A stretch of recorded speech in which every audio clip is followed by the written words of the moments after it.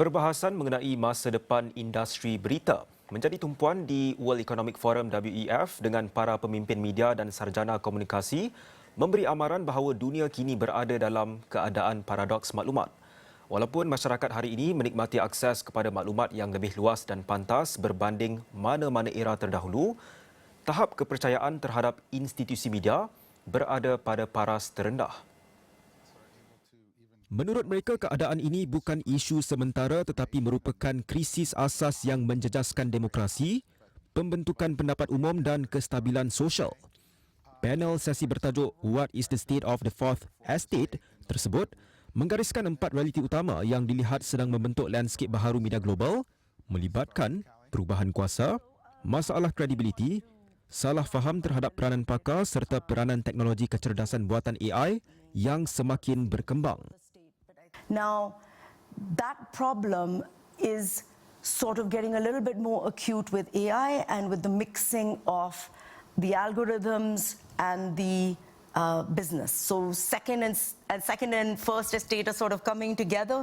It's kind of leaving the fourth estate in a position where we have to call out all of these, but in a much more acrimonious environment. And you have the third estate, which is sort of not really wanting you to call out problems. They want more confirmation bias, which puts the media a little bit more on the back foot. Because if you're always serving your audience with a confirmation bias, how do you then go around doing the watchdog job that you need to do? And if you don't serve an audience, then you don't have financial independence. You're back to being sort of dependent on government. Para panelis mengetengahkan konsep bahawa struktur kuasa tradisional dalam masyarakat telah berubah ketara berikutan dominasi algoritma digital. Kali menyatakan bahawa peranan yang dahulu dimainkan institusi agama sebagai pembentuk panduan moral dan naratif masyarakat kini diambil alih oleh algoritma media sosial yang dipacu teknologi AI.